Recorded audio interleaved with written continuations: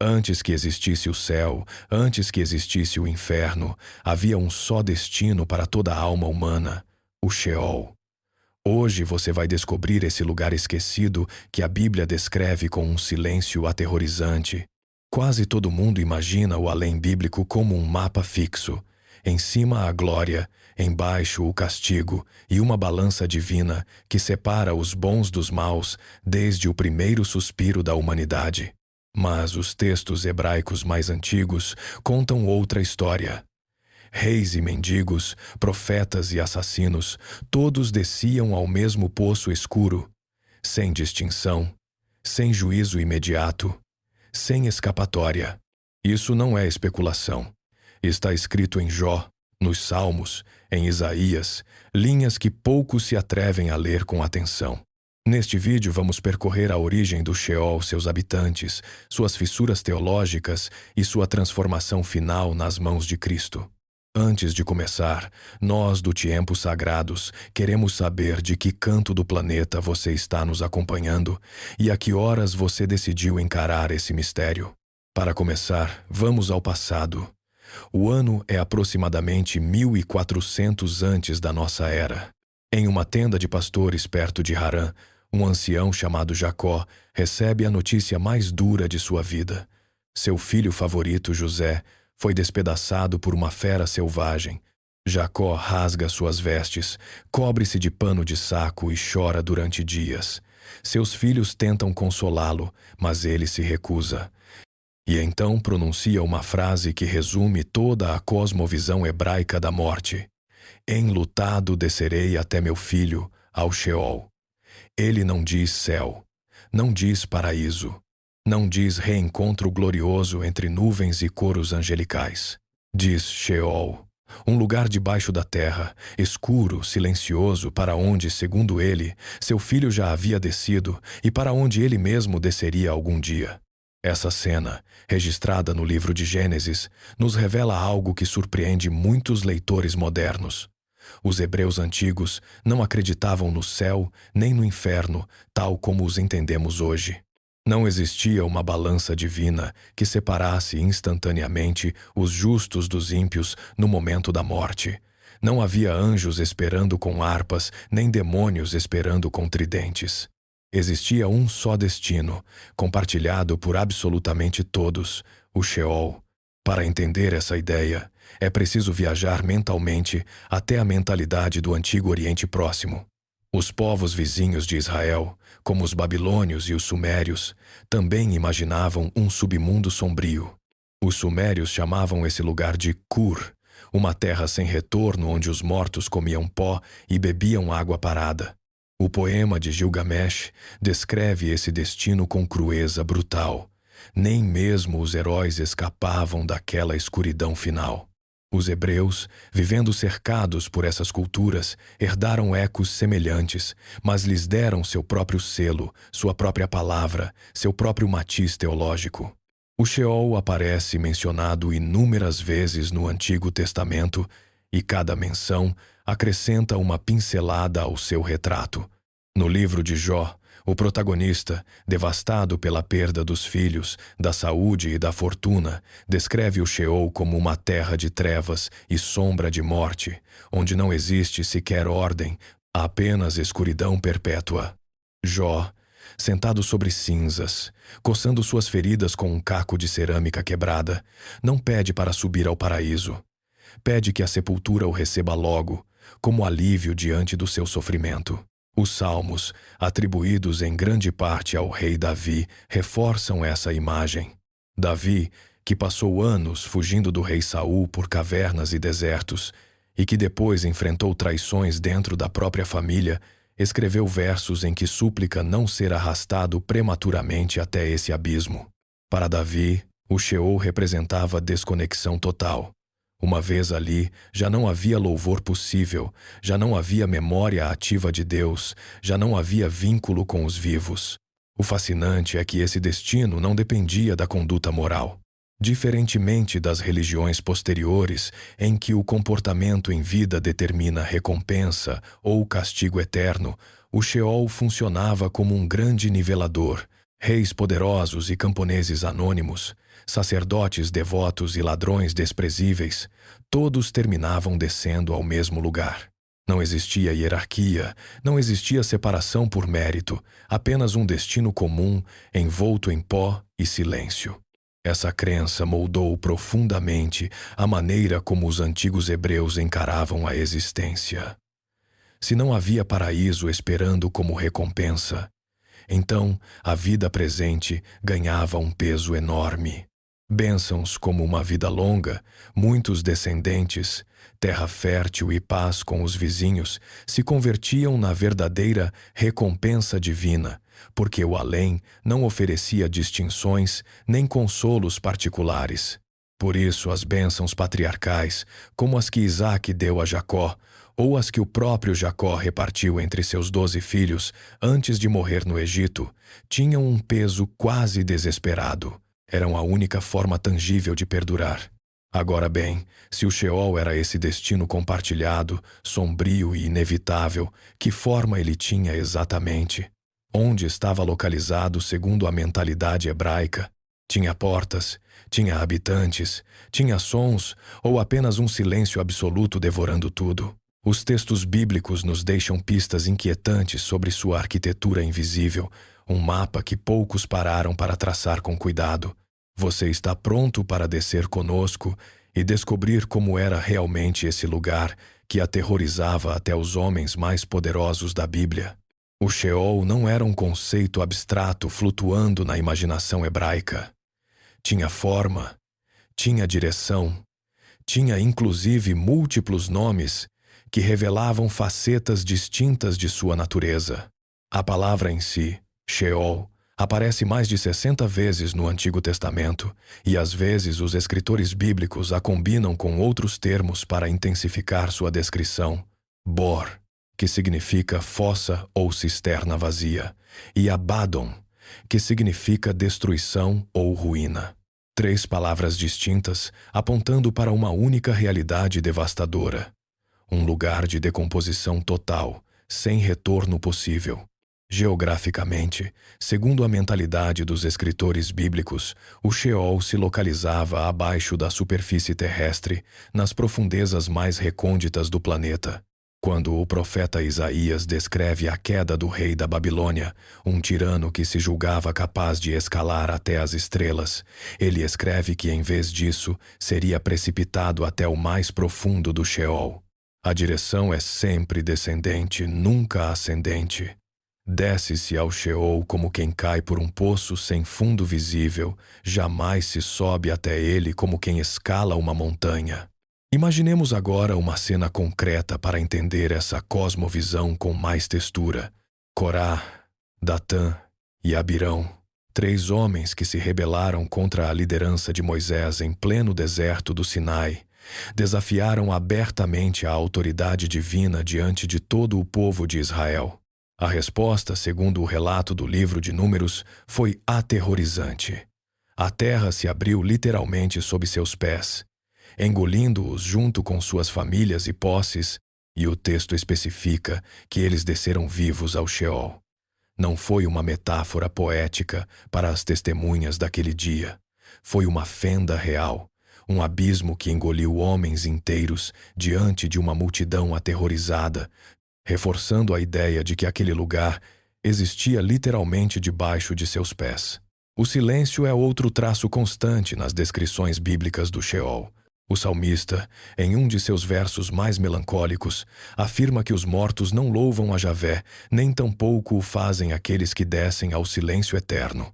Essa ideia era particularmente angustiante para uma cultura em que o louvor, o canto e a comunidade religiosa constituíam o próprio coração da existência. Morrer não significava apenas deixar de respirar, significava ficar excluído para sempre da conversa com o divino, mergulhado em uma mudez sem fim. A escuridão completa esse quadro sombrio. Jó, em meio ao seu lamento mais profundo, descreve o destino que anseia como uma terra de escuridão, semelhante às trevas de sombra de morte, sem ordem alguma, onde a própria luz é como densa escuridão. Ele repete a palavra escuridão quase obsessivamente, como se precisasse insistir que nenhum raio de claridade podia se infiltrar até aquele lugar. Não existiam janelas no Sheol, não existiam tochas, não existia sequer a lembrança distante do sol. Algumas passagens acrescentam detalhes quase arquitetônicos.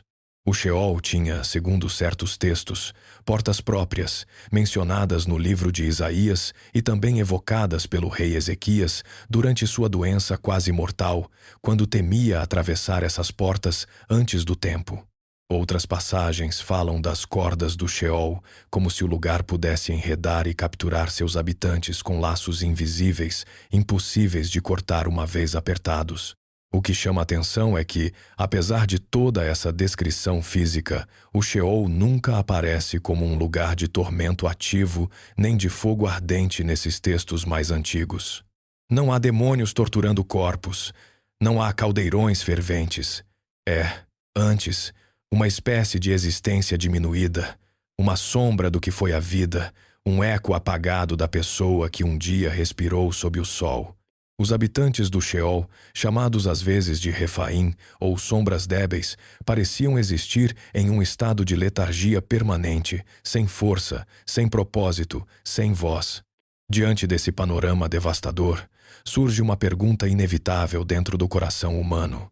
Se o Sheol era tão definitivo, tão silencioso, tão escuro, será que os homens da Bíblia simplesmente aceitaram esse destino sem resistência alguma?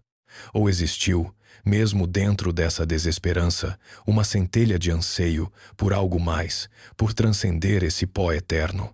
As palavras de certos salmistas e profetas guardam um segredo surpreendente sobre esse anseio escondido. Você se atreve a descobrir que esperança os antigos hebreus conseguiram vislumbrar em meio à escuridão mais absoluta? Jó havia perdido tudo. Seus 10 filhos jaziam sob os escombros de uma casa derrubada pelo vento do deserto. Sua pele, antes sadia, agora estava coberta de feridas purulentas que ele mesmo coçava com um caco de cerâmica quebrada, sentado sobre um monte de cinzas fora de sua própria aldeia. Seus amigos, em vez de consolá-lo, o acusavam de merecer aquele castigo. E em meio a esse abismo pessoal, Jó pronuncia uma das frases mais desconcertantes e esperançosas de todo o Antigo Testamento.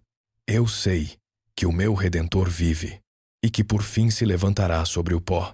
Depois acrescenta algo ainda mais audacioso, que mesmo depois de sua pele ser destruída, em sua carne veria a Deus. Essa declaração é surpreendente porque contradiz, ao menos parcialmente, a desesperança generalizada do Sheol que descrevemos até agora. Jó, afundado no sofrimento mais extremo que a literatura bíblica possa imaginar, se atreve a sonhar com algo além do silêncio e da escuridão. Não sabemos se Jó imaginava uma ressurreição corporal completa ou simplesmente um momento de justiça divina antes de morrer, mas o anseio está ali, latente, como uma fresta de luz em meio a um relato completamente sombrio. Davi, o pastor que se tornou rei, também conhecia a proximidade angustiante do Sheol. Antes de sentar-se no trono de Israel, passou anos se escondendo em cavernas como a de Adulão, perseguido pelo rei Saul, que o considerava uma ameaça mortal ao seu reinado. Em um de seus salmos mais conhecidos, Davi suplica a Deus que não abandone sua alma no Sheol, nem permita que seu corpo veja a corrupção. Esse pedido revela um matiz importante. Davi não pede para evitar a morte física, algo impossível para qualquer mortal, mas para escapar de uma permanência total dentro do esquecimento e da decomposição. Outro episódio revelador ocorre com o rei Ezequias, governante de Judá, que adoeceu gravemente e recebeu do profeta Isaías a notícia de que morreria em breve. Ezequias, em vez de se resignar, chorou amargamente voltado para a parede de seu quarto e suplicou a Deus que se lembrasse de sua fidelidade passada. Sua oração foi ouvida, e o rei obteve 15 anos adicionais de vida. Depois de se curar, Ezequias escreveu um poema em que descreve seu terror diante da possibilidade de atravessar as portas do Sheol antes do tempo, comparando-se a um tecelão cuja tela é cortada abruptamente do tear. Seu alívio, ao escapar daquele destino iminente, reflete o quanto os antigos hebreus ansiavam por prolongar a existência terrena, precisamente porque o além oferecia tão pouco consolo. Os salmistas, em conjunto, desenvolvem outra ideia intrigante: a possibilidade de que o próprio Deus pudesse alcançar até as profundezas do Sheol. Um dos salmos mais belos declara que, se o suplicante descer até o fundo do abismo, mesmo ali encontrará a presença divina o esperando. Essa afirmação era revolucionária para sua época, porque sugeria que o Sheol não representava uma separação absoluta de Deus, mas talvez um território onde seu alcance, ainda que misterioso, continuava sendo possível. Existe também o estranho caso de Enoque, um patriarca mencionado brevemente no livro de Gênesis, do qual se diz que caminhou com Deus e depois desapareceu, porque Deus o tomou consigo. Diferentemente de todos os demais personagens bíblicos, Enoque não morre de forma convencional, nem desce ao Sheol, simplesmente é removido da existência terrena por vontade divina. Esse relato, breve mas carregado de mistério, semeou durante séculos a imaginação judaica posterior, gerando perguntas sobre destinos alternativos ao destino compartilhado da maioria dos mortais. Elias, o profeta que enfrentou os sacerdotes de Baal no Monte Carmelo, compartilha um destino igualmente excepcional. Segundo o relato do segundo livro de Reis, um carro de fogo com cavalos ardentes o separou de seu discípulo Eliseu, e Elias subiu em um redemoinho para o céu, sem passar pela morte convencional nem pelo Sheol. Esses dois casos, Enoque e Elias, funcionavam como sementes de esperança dentro de uma teologia geralmente desesperançada. Se Deus havia resgatado dois homens daquele destino comum, será que existia a possibilidade de que outros mortais também escapassem algum dia? Esse anseio de transcendência, no entanto, não eliminava outro desejo profundamente enraizado na mentalidade hebraica: o desejo de se reunir com a própria família depois da morte, mesmo dentro dos limites sombrios do Sheol. Os patriarcas de Israel usavam uma expressão particular ao morrer, uma frase que sugeria continuidade, pertencimento e descanso compartilhado com seus antepassados. O que realmente significava essa expressão? E o que ela nos revela sobre a maneira como os hebreus imaginavam seus vínculos familiares além do túmulo? Abraão tinha 175 anos quando exalou seu último suspiro na terra de Canaã, rodeado por seus filhos Isaque e Ismael, dois irmãos que a vida havia separado anos antes por ciúmes e rivalidades familiares, mas que o momento da morte voltou a unir diante do mesmo corpo. O texto de Gênesis não diz simplesmente que Abraão morreu. Diz que exalou o Espírito e foi reunido ao seu povo. Essa frase, repetida inúmeras vezes ao longo do Antigo Testamento, encerra um matiz que merece atenção cuidadosa, porque sugere algo mais profundo que o simples desaparecimento físico. Isaque, décadas depois, experimentaria a mesma expressão ao morrer, e seus dois filhos, Esaú e Jacó, inimigos desde o ventre materno pela disputa da primogenitura, se encontrariam novamente para sepultá-lo, juntos na caverna de Macpela, o mesmo lugar onde já repousavam Abraão e Sara. Essa caverna, comprada por Abraão de um hitita chamado Efron, como terreno funerário para sua esposa, se converteu com o tempo em uma espécie de panteão familiar, um ponto de continuidade física que conectava gerações inteiras sob a mesma rocha. Jacó, o patriarca mais longevo dessa linhagem, oferece talvez o testemunho mais comovente sobre esse desejo de reencontro. Depois de anos acreditando que seu filho José havia morrido devorado por uma fera e após finalmente reencontrá-lo no Egito já sendo ancião, Jacó dá instruções precisas antes de morrer. Exige que seu corpo não permaneça em terra egípcia, mas que seja transladado de volta a Canaã para descansar junto a seus pais e sua esposa Lia naquela mesma caverna ancestral. José, já convertido em governador do Egito, cumpre esse pedido organizando uma comitiva fúnebre tão grande que os próprios egípcios, ao presenciá-la cruzar o Jordão, a descrevem como um luto pesado para os habitantes daquela terra. O que revela esse padrão repetido de sepulturas compartilhadas e expressões como reunir-se ao seu povo. Os estudiosos do Antigo Testamento debateram durante gerações se essa frase implica uma crença real em um reencontro consciente dentro do Sheol, ou se simplesmente descreve o ato físico de ser enterrado junto aos ossos dos ancestrais em um mesmo túmulo familiar. Provavelmente ambas as ideias coexistiam na mentalidade hebraica antiga, entrelaçadas sem uma separação clara entre o físico e o espiritual. O certo é que essa prática funerária revela algo essencial sobre como os hebreus encaravam a desolação do Sheol. Se aquele destino era inevitavelmente sombrio, silencioso e escuro, ao menos podia ser suavizado pela ideia de companhia. Morrer sozinho, longe da terra familiar e dos ossos ancestrais, representava uma tragédia adicional.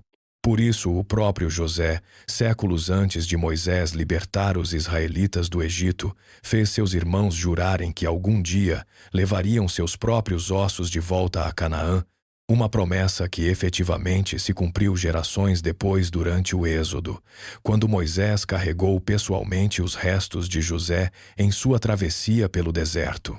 Esse anseio de continuidade familiar também se reflete em outro conceito hebraico fascinante: a importância de ter descendência numerosa, como forma de perdurar além da morte individual. Se o Sheol oferecia uma existência diminuída e silenciosa, então deixar filhos, netos e um nome lembrado por gerações se convertia em uma espécie de imortalidade substituta, uma maneira de seguir presente no mundo dos vivos, ainda que o corpo já repousasse debaixo da terra, junto aos pais.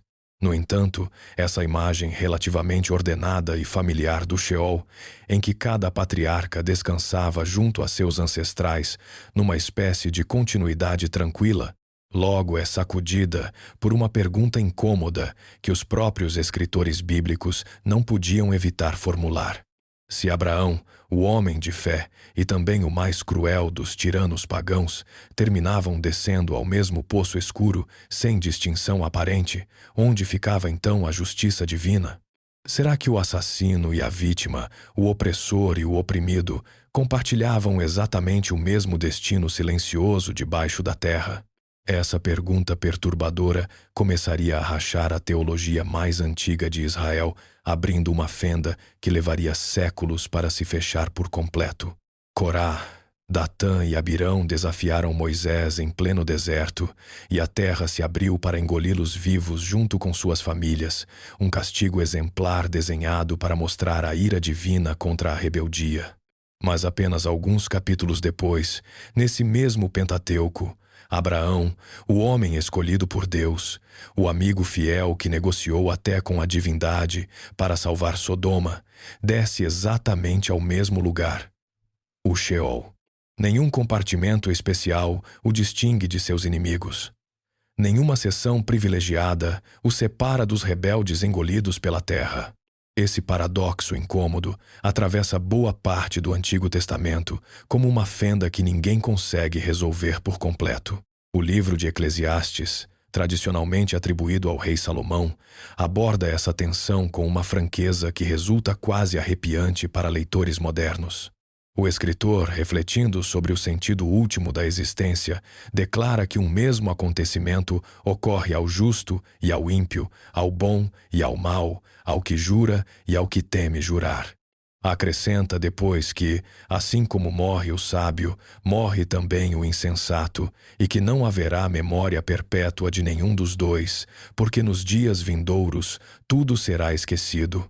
Essas palavras, longe de oferecer consolo, expõe abertamente o problema teológico mais incômodo de todo o pensamento hebraico antigo. Se o destino final é idêntico para todos, Que sentido prático tem então a virtude? Jó, em meio ao seu próprio sofrimento, formula uma acusação ainda mais direta contra essa aparente desordem moral do universo. Observa ao seu redor e nota que os ímpios prosperam, envelhecem tranquilos em suas casas, veem os filhos crescerem com segurança e finalmente morrem em paz, descendo ao Sheol sem terem sofrido castigo visível algum durante sua vida terrena. Jó pergunta então, por que Deus permite que esses homens desfrutem de bem-estar completo até o último suspiro, enquanto ele, um homem que se considerava íntegro, sofre perdas devastadoras sem explicação aparente? A resposta que recebe, um discurso divino desde um redemoinho que exibe o poder cósmico, sem responder diretamente à pergunta moral, deixa o conflito sem resolução clara. Os salmistas também lutam visivelmente com essa injustiça aparente. Asaf, um dos principais compositores de salmos, confessa ter estado a ponto de escorregar em sua fé ao observar a prosperidade constante dos soberbos e dos ímpios, homens que, segundo sua descrição, não tinham angústias em sua morte, cujos corpos permaneciam robustos até o fim, livres dos tormentos comuns aos demais mortais. Somente ao entrar no santuário, diz o salmista, compreendeu finalmente o fim desses homens. Um fim destrutivo, ainda que igualmente escuro que o de qualquer outro habitante do Sheol. Essa ausência de hierarquia moral era particularmente perturbadora porque contradizia diretamente o caráter que os próprios hebreus atribuíam ao seu Deus. Um ser de justiça perfeita, defensor de viúvas e órfãos, castigador implacável da opressão e da maldade. Se esse mesmo Deus permitia que o opressor e o oprimido terminassem exatamente no mesmo poço silencioso, sem distinção visível de recompensa ou castigo, então a justiça divina parecia se limitar exclusivamente ao âmbito terreno, dependendo de bênçãos materiais, vida longa e descendência numerosa como únicas formas tangíveis de retribuição. Alguns textos, no entanto, começam a insinuar sutis fendas dentro dessa aparente igualdade. O profeta Ezequiel, por exemplo, descreve cenas em que certos povos inimigos de Israel, guerreiros incircuncisos caídos em batalha, jazem nas partes mais profundas e vergonhosas do Sheol, separados de alguma maneira de outros habitantes menos desonrados. Essa distinção geográfica dentro do próprio submundo sugere que, mesmo antes de se desenvolver plenamente uma teologia de castigo eterno, já existiam indícios precoces de diferenciação, pequenas sementes que germinariam séculos depois em conceitos muito mais elaborados sobre o juízo final. Enquanto os teólogos e poetas hebreus lutavam com essas perguntas incômodas sobre justiça e destino compartilhado, outra tentação muito mais prática e perigosa espreitava nas sombras da sociedade israelita: a possibilidade de contatar diretamente os mortos que habitavam esse Sheol misterioso, pulando por completo a incerteza teológica mediante o contato espiritual direto. Um rei desesperado, uma noite escura e uma mulher com poderes proibidos protagonizariam um dos episódios mais arrepiantes de toda a Bíblia hebraica. O que realmente aconteceu quando Saul decidiu cruzar a linha que o próprio Deus havia proibido cruzar? Era noite e Saul, primeiro rei de Israel, avançava disfarçado por um caminho escuro rumo à aldeia de Endor, acompanhado apenas por 2 homens de confiança. O rei que um dia havia expulsado por decreto todos os adivinhos e necromantes de seu território, agora buscava desesperadamente uma mulher com esse mesmo ofício proibido. Os filisteus haviam acampado em Sunem com um exército aterrorizante. Samuel, o profeta que ungiu Saul como rei, havia morrido tempos antes, e Deus guardava um silêncio absoluto diante das súplicas do monarca, sem responder nem por sonhos, nem por profetas, nem pelo sagrado sistema de sortes conhecido como Urim. Saul, abandonado pelo céu, decidiu buscar respostas no poço escuro do Sheol. A mulher que ele encontrou, descrita simplesmente como uma médium ou uma dona de um espírito de adivinhação, inicialmente desconfiou daquele visitante noturno. Temendo uma armadilha do próprio rei, que perseguia pessoas de seu ofício com pena de morte, Saul jurou que nenhum castigo cairia sobre ela, e finalmente a mulher aceitou realizar a invocação. Perguntou a quem devia fazer subir, e Saul respondeu sem titubear: Samuel. O que acontece depois é genuinamente perturbador dentro do relato bíblico. A mulher, ao ver a figura ascender, solta um grito de terror e acusa Saul de tê-la, enganado, reconhecendo repentinamente o rei disfarçado diante dela. Descreve o que observa como um ser ancião que sobe envolto em um manto, e Saul, compreendendo imediatamente de quem se tratava, se inclina rosto em terra em um gesto de profundo respeito. A cena sugere que Samuel realmente foi perturbado em seu descanso no Sheol, arrancado momentaneamente daquele silêncio que descrevemos em capítulos anteriores como a condição natural de todos os mortos. Samuel, longe de se mostrar satisfeito com essa interrupção, pronuncia palavras carregadas de reprovação. Pergunta diretamente por que Saul o incomodou, fazendo-o subir de seu descanso. Essa frase é reveladora, porque confirma que o Sheol representava efetivamente um estado de repouso, uma espécie de sono profundo do qual normalmente ninguém regressava e cuja interrupção era considerada uma violação grave da ordem natural estabelecida pelo próprio Deus. A mensagem que Samuel entrega não oferece consolo algum. Confirma que Deus se afastou definitivamente de Saul, entregando o reino a Davi, e anuncia com crueza brutal que no dia seguinte, tanto Saul quanto seus filhos estariam junto a ele, ou seja, mortos e descendo também ao Sheol.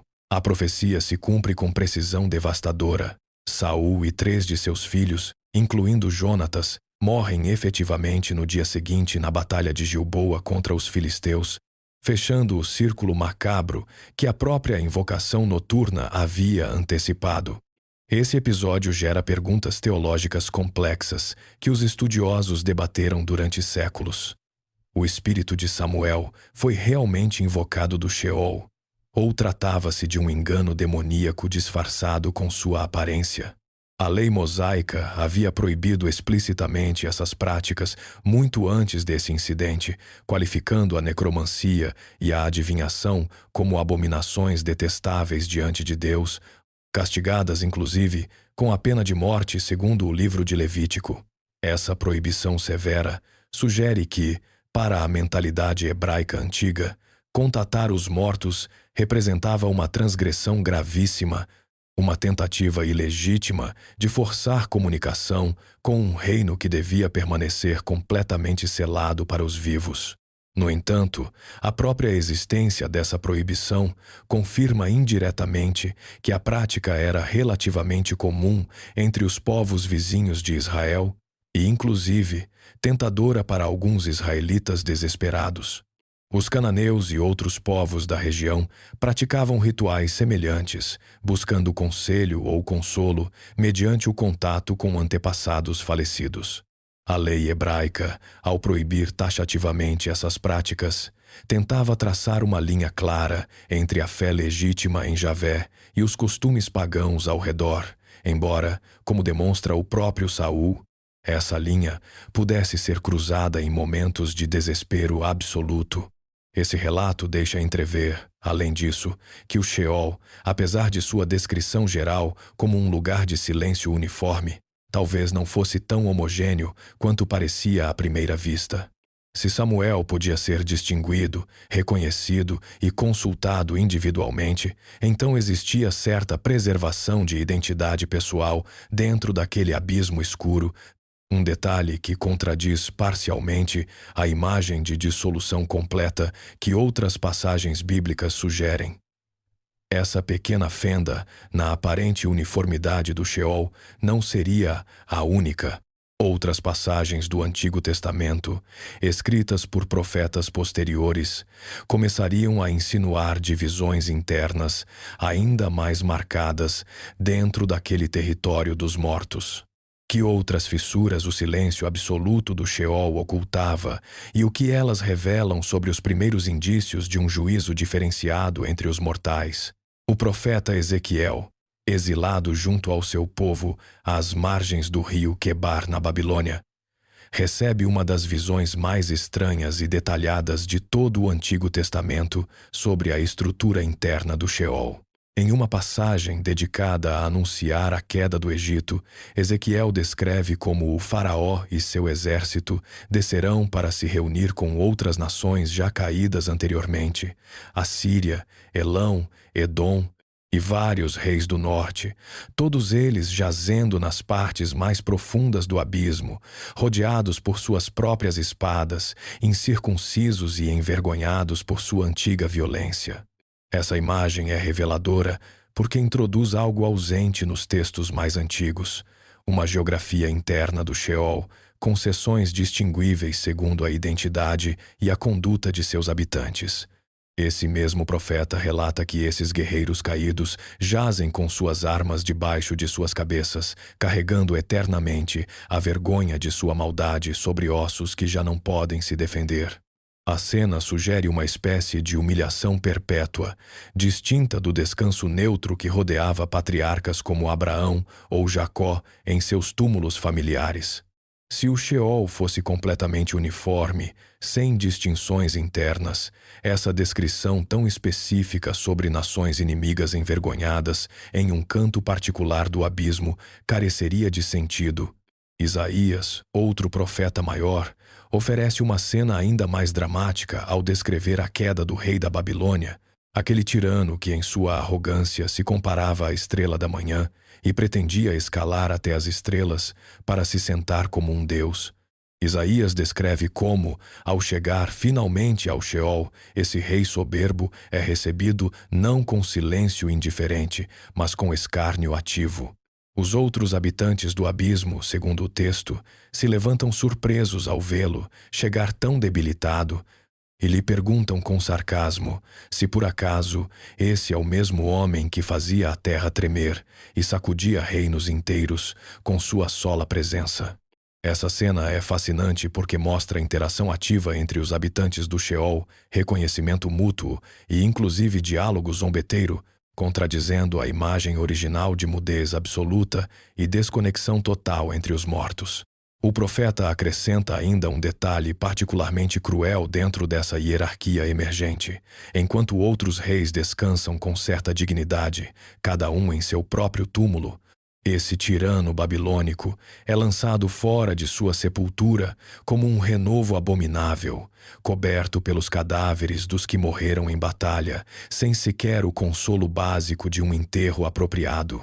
A diferença entre um rei sepultado com honras e outro lançado sem dignidade revela uma distinção moral clara dentro do próprio submundo, algo impensável nas descrições mais antigas em que Abraão e qualquer tirano compartilhavam exatamente o mesmo destino silencioso. Esses textos não surgiram em um vácuo histórico. Tanto Ezequiel quanto a seção de Isaías dedicada à Babilônia foram escritos durante ou próximo ao período do exílio babilônico, uma época de trauma coletivo devastador para o povo de Israel. Jerusalém havia sido destruída, o Templo de Salomão reduzido a escombros e milhares de israelitas deportados forçosamente para terras estrangeiras, vivendo sob domínio de impérios que antes haviam oprimido brutalmente outras nações. Nesse contexto de humilhação nacional, era psicologicamente compreensível que os profetas começassem a imaginar um Sheol onde, finalmente, os opressores receberiam algum tipo de humilhação correspondente aos seus crimes, ainda que fosse depois da morte. Essa mudança teológica não ocorreu de maneira brusca nem completa. Os textos de Ezequiel e Isaías ainda não apresentam um sistema elaborado de recompensas e castigos, como os que apareceriam séculos depois. Não há fogo eterno, não há demônios torturadores, não há separação absoluta entre um paraíso luminoso e um inferno ardente.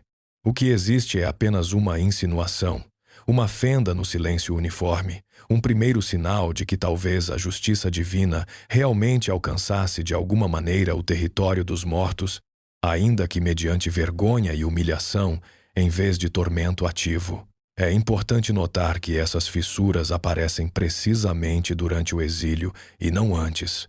Israel, vivendo agora cercado pela cultura babilônica e exposto proximamente também à influência persa, após a conquista de Ciro, o Grande, começava a absorver ideias novas sobre o destino final das almas, conceitos que circulavam entre outros povos da região, com tradições religiosas distintas das suas. Essa absorção cultural não substituiu a fé hebraica original, mas a enriqueceu com matizes completamente novos, semeando sementes que germinariam nas gerações seguintes. O que exatamente aconteceu durante esse exílio traumático que transformou tão profundamente a maneira como Israel imaginava a morte e o além? Que influências estrangeiras, que visões proféticas, que encontros culturais conseguiram converter o silêncio desesperançado do Sheol em uma esperança incipiente de ressurreição e justiça final? A resposta nos levará diretamente ao coração do Império Persa e a uma das visões mais extraordinárias jamais registradas no Antigo Testamento. No ano 538 antes da nossa era, o exército persa comandado por Ciro, o Grande, entra na Babilônia praticamente sem resistência, e o mundo antigo muda de dono em questão de horas. Para os israelitas exilados, aquela noite marca o início de uma virada histórica que também transformaria, de maneira silenciosa mas profunda, sua forma de imaginar a morte. Ciro, diferentemente dos reis babilônicos que os haviam deportado, permite aos judeus regressar a Jerusalém e reconstruir seu templo. Mas durante as décadas de cativeiro, gerações inteiras de israelitas viveram rodeadas por uma religião persa fascinante. O zoroastrismo, fundado pelo profeta Zoroastro, que ensinava algo radicalmente distinto do Sheol uniforme e silencioso. Os persas acreditavam em um juízo final concreto, em uma ponte chamada Shinvat, que as almas deviam cruzar, em um deus da luz chamado Ahura Mazda, enfrentado a um espírito da mentira, e na ressurreição corporal dos mortos no fim dos tempos. Essa cosmovisão, tão distinta da tradição hebraica original, começou a se infiltrar lentamente na imaginação religiosa de Israel. Daniel, um jovem judeu levado cativo à corte babilônica e depois persa, se converte em testemunha privilegiada desse cruzamento cultural. Servindo como funcionário sob vários monarcas estrangeiros, Daniel recebe visões que nenhum profeta anterior havia articulado com tanta clareza. No capítulo final de seu livro, após descrever guerras entre reinos e sofrimentos futuros para seu povo, Daniel escreve uma frase que mudaria para sempre a teologia hebraica sobre a morte. Muitos dos que dormem no pó da terra serão despertados, uns para a vida eterna e outros para a vergonha e confusão perpétua. É a primeira vez de maneira tão explícita que o Antigo Testamento fala de uma ressurreição futura acompanhada de consequências morais diferenciadas. Essa ideia é revolucionária se a compararmos com tudo o que vimos anteriormente. Já não se trata simplesmente de humilhação passiva dentro do Sheol, como víamos em Ezequiel e Isaías, mas de um despertar ativo, um regresso consciente à existência, seguido por uma separação definitiva entre aqueles que receberiam vida e aqueles que carregariam vergonha eterna. O pó, que durante séculos havia representado o final absoluto de toda a existência humana, agora se convertia em terreno fértil para uma restauração futura. Ezequiel, já mencionado antes por suas visões sobre nações humilhadas no Sheol, oferece também uma das imagens mais poderosas jamais escritas sobre ressurreição, o Vale dos Ossos Secos. Nessa visão, o profeta é transportado a um campo coberto de ossos completamente ressecados, restos humanos abandonados por tanto tempo que já não conservam carne nem tendões. Deus lhe ordena profetizar sobre esses ossos, e diante do assombro do próprio profeta, começa a se ouvir um ruído, um tremor, e os ossos começam a se unir uns aos outros, cobrindo-se progressivamente de tendões, carne e pele, até que finalmente o sopro divino entra nesses corpos restaurados, e um exército imenso se levanta com vida própria. Embora essa visão representasse originalmente a restauração nacional de Israel como povo, gerações posteriores começariam a lê-la, também como uma imagem literal de ressurreição individual depois da morte. Essa mudança teológica não ocorreu de maneira isolada nem instantânea.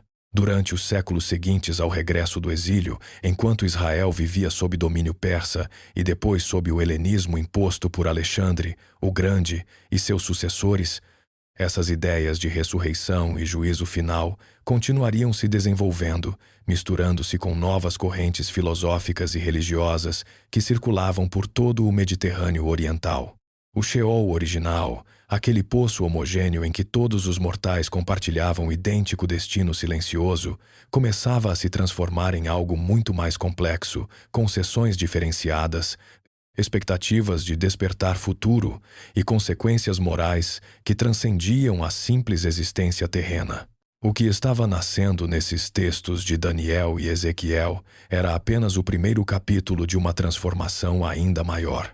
Nos séculos posteriores, escritores judeus começariam a utilizar termos completamente novos para descrever o além, termos emprestados de culturas gregas e desenvolvidos em textos que nem sequer fariam parte final da Bíblia hebraica. O próprio nome Sheol começaria a ceder terreno diante de outra palavra, uma palavra grega carregada de mitologia própria, enquanto um segundo termo, tomado de um vale real localizado nos arredores de Jerusalém, se transformaria pouco a pouco em sinônimo de castigo eterno. Como um simples lixão urbano conseguiu se converter na imagem bíblica do inferno que conhecemos hoje. Ao sul de Jerusalém serpenteia um vale real, visível ainda hoje, chamado em hebraico Gehinnom, o vale do filho de Hinnom. Séculos antes, segundo denunciam o profeta Jeremias e o segundo livro de Reis, alguns israelitas apóstatas haviam praticado ali sacrifícios infantis ao deus Moloque, fazendo passar seus próprios filhos pelo fogo em rituais pagãos abomináveis. O rei Josias, em sua reforma religiosa, profanou deliberadamente aquele lugar para torná-lo inutilizável como santuário pagão, convertendo-o posteriormente em um lixão onde Jerusalém queimava resíduos de maneira constante. Um vale associado a fogo perpétuo, fumaça constante e memória de crueldade extrema. O cenário perfeito para que gerações posteriores o transformassem em símbolo do castigo definitivo. Durante o período intertestamentário, aqueles séculos entre o último profeta do Antigo Testamento e o nascimento de Cristo, a literatura judaica experimentou uma explosão criativa em torno desses temas. O livro de Enoque, um texto não incluído finalmente na Bíblia hebraica, mas enormemente influente entre os judeus da época, descreve com detalhe assombroso um além dividido em compartimentos específicos.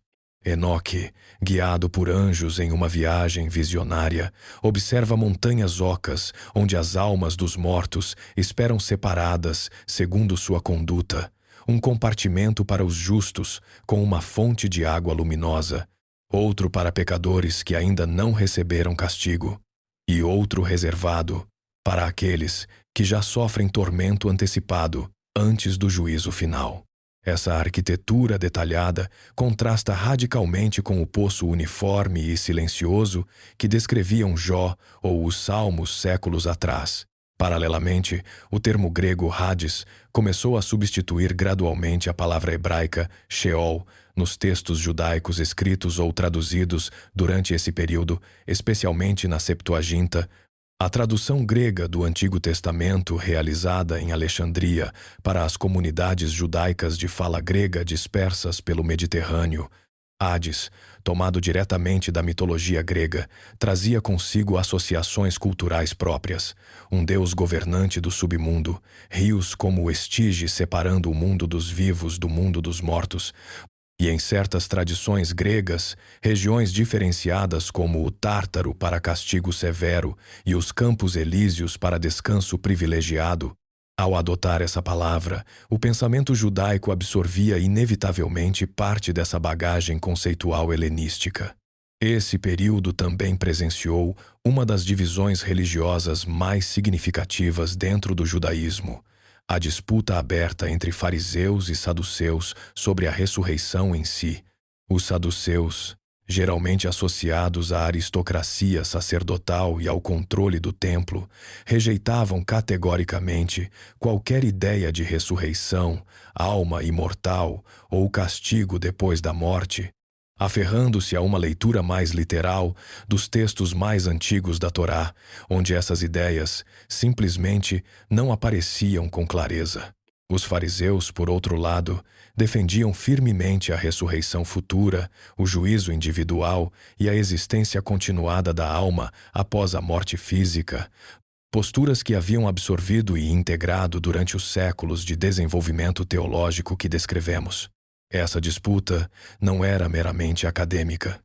Definia facções políticas e religiosas completas dentro da sociedade judaica do primeiro século, com consequências que chegariam inclusive aos próprios relatos evangélicos, onde ambos os grupos aparecem enfrentando diretamente Jesus de Nazaré sobre esse mesmo tema.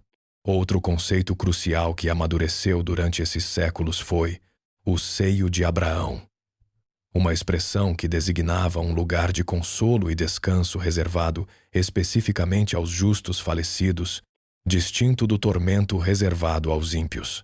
Essa ideia, ausente completamente nos textos mais antigos do Antigo Testamento, apareceria depois mencionada diretamente em uma das parábolas mais conhecidas de Jesus, a do homem rico e do mendigo Lázaro, onde ambos os personagens, após morrer, experimentam destinos radicalmente opostos, separados por um abismo intransponível, mas conscientes um do outro, capazes inclusive de dialogar através dessa distância.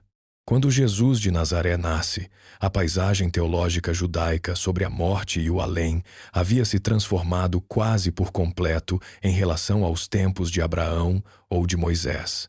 Já não existia um único Sheol homogêneo e silencioso. Existiam compartimentos diferenciados, expectativas claras de ressurreição corporal, disputas ativas entre facções religiosas e terminologia nova, tomada tanto do grego quanto de lugares geográficos reais, convertidos em símbolos eternos. O cenário estava completamente preparado para uma transformação final, a mais radical de todas, protagonizada por um homem que, segundo o próprio relato cristão, desceria pessoalmente a esse território dos mortos e regressaria de lá com uma mensagem que mudaria para sempre a maneira como milhões de pessoas entenderiam a morte. O que aconteceu exatamente quando Cristo cruzou as próprias portas do Sheol e como transformou aquele antigo submundo hebraico nos conceitos de céu e inferno que perduram até nossos dias? 2 criminosos pendiam de cruzes de ambos os lados de Jesus de Nazaré, na colina chamada Gólgota, enquanto a multidão observava entre zombarias e silêncio. Um deles, com a respiração entrecortada pelo suplício, se une inicialmente aos insultos contra Jesus. O outro, no entanto, o repreende, reconhece sua própria culpa e pronuncia uma súplica desesperada. Pede a Jesus que se lembre dele quando chegar ao seu reino. A resposta que recebe rompe séculos inteiros de teologia hebraica sobre o além. Em verdade te digo que hoje estarás comigo no paraíso. Não amanhã, não depois de um juízo distante, não em um futuro incerto envolto em pó e silêncio. Hoje, essa promessa era impensável para qualquer leitor familiarizado com o antigo Sheol. Um criminoso executado, pendurado nu entre a agonia e a desonra pública, recebia em seu último suspiro a garantia de um destino imediato de consolo, não de vergonha perpétua, nem de espera indefinida em um poço escuro.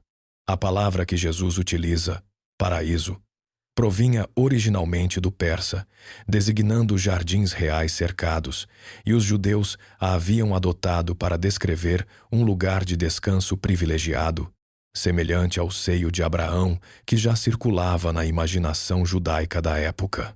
Mas o episódio mais radical ocorre depois da própria morte de Jesus.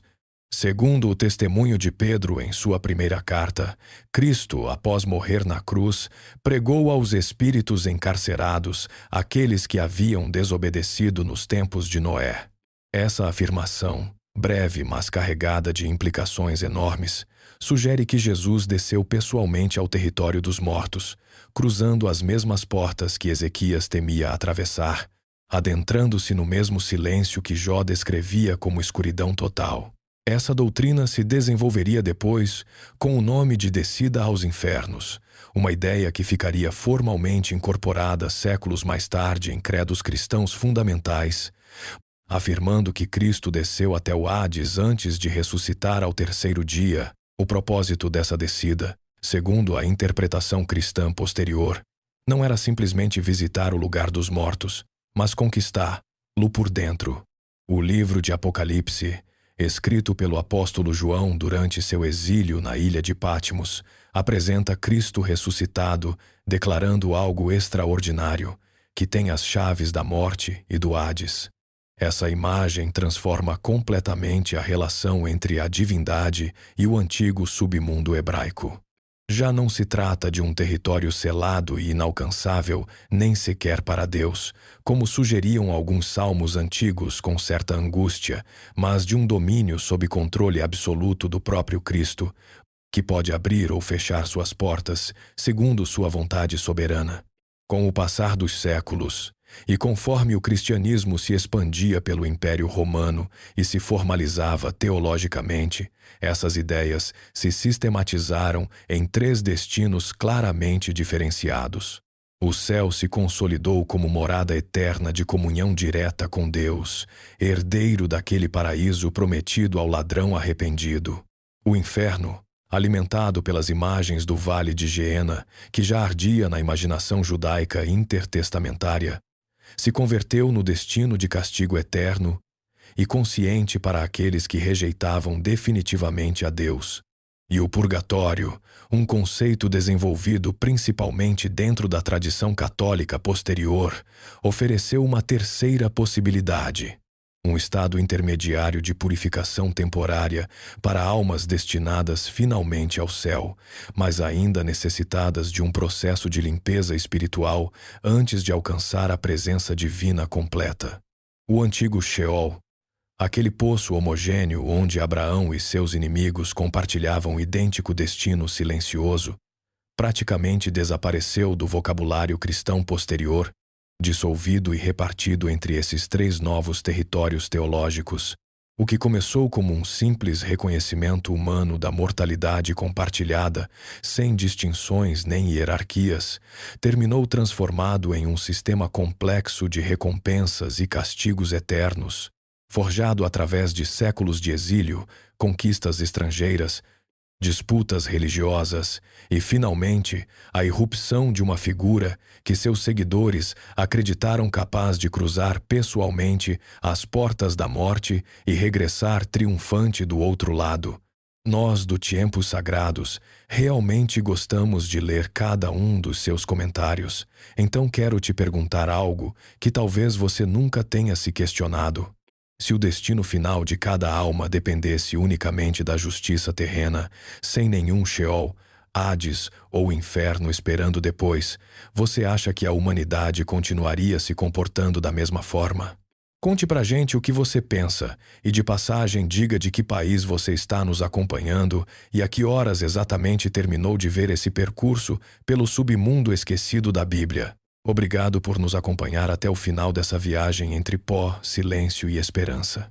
Se essa história despertou sua curiosidade, inscreva-se no Tempos Sagrados e ative o sininho, porque toda semana desenterramos outro fragmento perdido da história sagrada que poucos se atrevem a contar. A gente se vê no próximo vídeo.